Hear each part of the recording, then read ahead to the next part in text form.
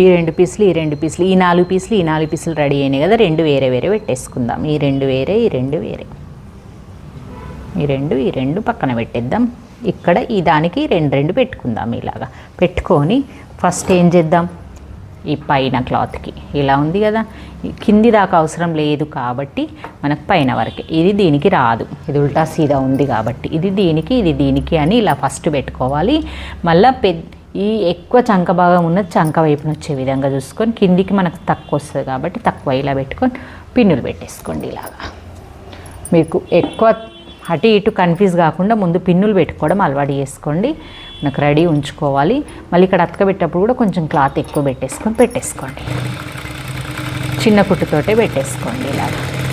ఇలా పెట్టుకోగానే మనం నెక్స్ట్ ఏం చేయాలంటే అనుగుడు కుట్టేసుకోవాలి. ఇలాగ మర్చిపోవద్దు అస్సలు.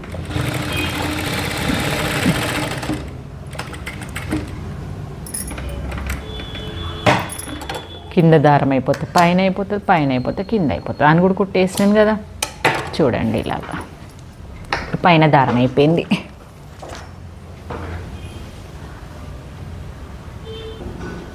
ఇలా పైన అనుగుడు కుట్ట అయిపోయింది కదా. ఇప్పుడు లైనింగ్ ఫ్యాబ్రిక్ తీసుకుందాము. ఈ లైనింగ్ కూడా మనకి ఇది సీదా అనుకోవాలి. ఇప్పుడు ఇది సీదా, ఇది సీదా కాబట్టి మనం ఇది రాంగ్ సైడ్ అనుకొని మనం దీనికి క్లాత్ పెట్టాలి. అంటే మనం కింది వైపు క్లాత్ పెట్టాలి.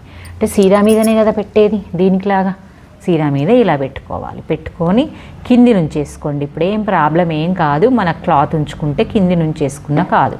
ఇలా కింది నుంచి ఒక కుట్టేసుకోండి ఇలాగ. అంటే 2 అటాచ్మెంట్ వేయడం అన్నట్టు, 2 ఇలా అతికించాలి.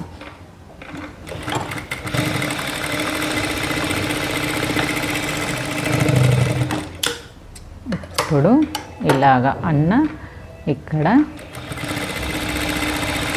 అనుగుడు కుట్టేసుకోవాలి. వేసుకున్న తర్వాత ఇప్పుడు చూడండి ఎంత నీట్గా అనిపిస్తుందో. నేను ఇంకా అక్కడ అతికే పెట్టలేను, చంకబట్ట వేసినామా అన్నట్టు ఉంటుంది. ముందు ఇక్కడ సైడ్ కానీ ఇలా చుట్టూ అనుగుడు కుట్టేసుకొని మొత్తం వేసిన తర్వాత చూపిస్తాను. నేను ఇక్కడ కూడా వేస్తాను. వేసి 2 కలిపి చూస్తాము ఎలా వచ్చిందా అని. చంకబట్టేసే విధానం మీకు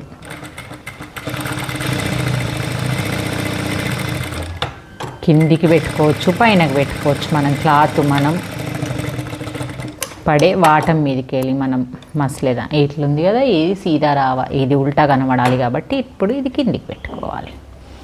ఇప్పుడు ఇట్లా పెట్టుకోవాలనుకుంటే దీన్ని క్లాత్ని ఇటు తిప్పేసుకోండి అంతే.